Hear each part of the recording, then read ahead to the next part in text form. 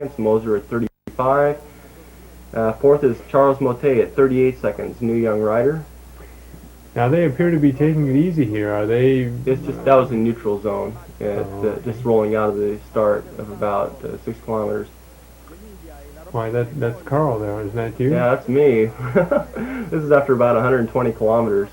I got away at 13 kilometers to go for a preem, and I got the preem, and I just ended up staying out there Well, for a long time. How far away from the pack are you at this point? Probably about at the most I ever had on the bunch was 22 minutes. Because see there, if you can watch, most of the time I had a hard crosswind to a hard headwind most of the time, and the bunch was just pretty content to stay grouped together. Although there were a lot of jockeying, I understand, in the crosswind, and see, I'd stay away here, and now I noticed that they've got a stars and striped paint job on the bicycle. Was that made specifically for you or painted for you? Yeah, we were the first American professional team ever registered with the FICP to race in the Tour of Italy, or just to be racing in Europe, the first American professional team. Now it looks like there's a whole team up here at the front leading the pack. Cerrone's team is Del Tongo Conago. I understand that Fignon had a fall, and Cerrone led an attack that kind of brought the bunch closer to me. I lost something like 6 minutes there in 50 kilometers, and they're still at the front. In Fignon, there's Freuler, Gavazzi near the front. You see, there's the G-Strider. But basically, it was a basically flat stage until some 30 kilometers to the finish. But then we went up in these foothills that rose up about 1,500 feet, 1,200 to 1,500 feet, and then the last 10 kilometers were flat to downhill. And this is you again, and at this point you're still off the front. Yeah, by about 6 minutes. I'm about at just coming close to the foothills now, where I have to go over the hills. So I have about 25 kilometers remaining, and I'm telling you, I'm hurting real bad here. So you had done 103, and you have about 25 to go. 103 kilometers? There was no, that was my number. That was my number okay. there, 103. There's Rosola attacking, good sprinter, Rosola for Bianchi, and Bombini chasing, Now, Del Tongo Conago. They're just getting into the hills right near Right, the they're finish? coming in at Ancona, which is about 25, 30 kilometers before the finish. And there is some 20 kilometers of climbing, 18 to 20. It's pretty steep climbing. I was in a 42.21 for most of it, and I understand the bunch came up like in a 19 and 17, just really hammering up the hill.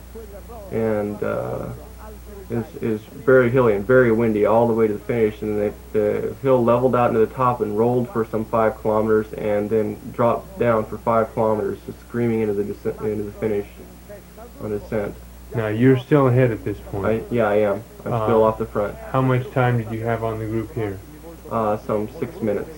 I would have still. Here I am, just about to be caught by the bunch. The announcer here is saying that I'm only 1,000 meters, just 1 kilometer from the top of the last hill, just 11 kilometers from the finish of the race, and that I've been away for 217 kilometers solo, and just 1 kilometer from the top of the last climb, and it looks like he had a lot more energy at that point than you do. Now, by riding by yourself out off the front, you used up too much energy, and he was able to go by you at this point? I'll tell you, my legs just felt like wood, and it really hurt. Some of the thing was, it's hard to get a lot of food during the race because they could only hand up water bottles until the first feed. And here we see Bombini. He's attacking near the top of the climb. See, we were just 1 kilometer from the top when I was caught, and he led the attack. He's getting away, trying to establish a break, and we'll see if it can stay away. But we have, I believe, Alfio Bondi. Yeah, Alfio Bondi attacking it right across the top of the climb, And let's see, Alfiavandi should be in the way. And Pedersen, you see Pedersen, he's a really good rider. Bombini, it looks like it could be a good established break. They are staying away just for a few kilometers. Very fast across the top there. The last few kilometers, they're some 8 kilometers away right now. There's Leali coming up from Enox Pran. There's Leali and let's see, Lualdi, Norris, Chieti, Magrini, all there in the break. It's good break. Some 8 kilometers. Here we're about 5 kilometers from the finish. Now, is there And the bunch is pretty much regrouped here. They've caught the break, and coming into the descent, you can see it's just a screaming descent coming into this. And we have, it's really twisty down through here too. There's a really dangerous right-hand turn at the bottom, and there we see it right there. that sharp right? Yeah, that just ahead was of the a really riders? extreme. That's just an extremely fast turn. You can see the hay bales they put up, and their rider goes Oh, down. looks like- Yeah, some riders went down there. More than 2. Yeah, there's I believe one of them, they say, is Rico. Yeah, Rico, and good rider, very good rider. They were coming to the sprint finish here, just 1 kilometer now. You know, some massive lead outs.